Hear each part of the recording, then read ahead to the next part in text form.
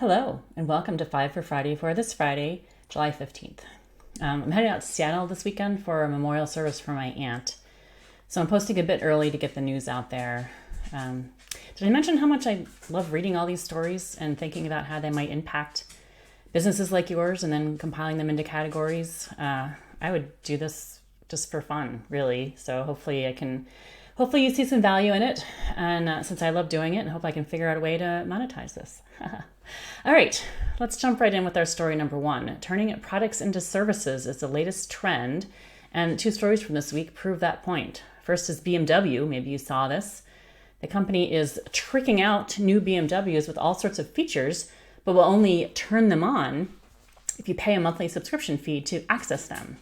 Fortunately, this is not being put into place in the US just yet, but I'm afraid it might be some sort of a trend, and if so, not a fan. All right, and I'm not a runner, so I don't see the value in this second example either, but running shoes as a service?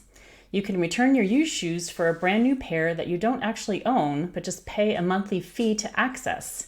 I'm not on board, but I do believe, again, this is the attempted path for the future since it provides recurring income for even large purchases like a car. So keep an eye out for those as a service. All right. Moving on to story number two, big tech. We keep accusing them of being a monopoly for their service, but that only holds true if they're not threatened by other companies. So is it safe to continue to accuse Amazon? Maybe. They not only dominate the cloud computing service, but they're getting their tentacles into things like cancer vaccines and currently beating out Facebook for D2C sales. Poor Facebook is suffering with low ad revenue due to the latest change in app tracking by Apple, and announced they're expecting zero growth in the second quarter of this year. Meanwhile, poor Google is also suffering as the young kids turn to TikTok for all their needs, including searching for information and using maps to find new places to eat and hang out. I have no idea how they do that, but apparently it's a thing. So even more details on some other tech stories in the newsletter, so be sure to check it out. All right, on to story number three. Robots are taking our jobs.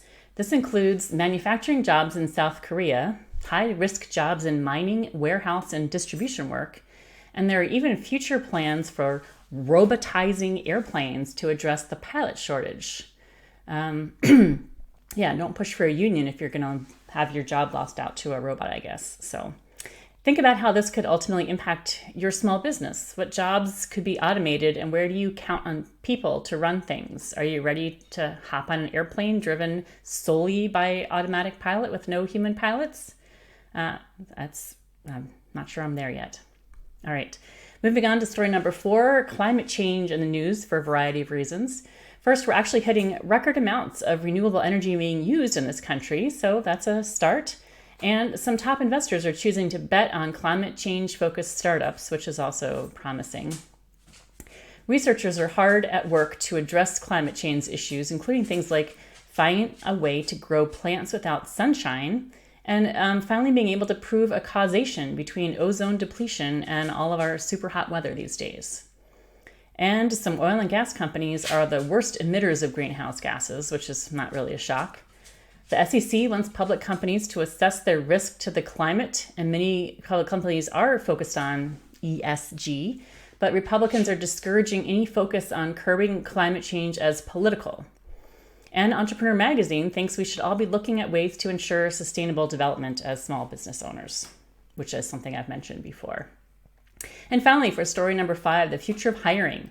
This includes super new, fast ways to commute to work, like a flying ferry, and amazing retreat locations to help your remote employees to bond with each other.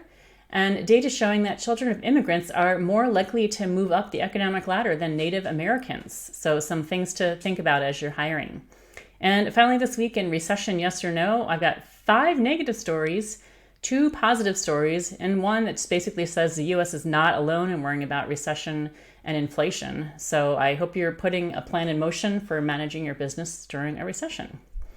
So, all right, that's it for this week. No bonus stories this week. But again, if you like the video, make sure you also check out the newsletter that has a lot more information and links to all the stories. And thank you for joining me, and I'll see you next week. Thanks.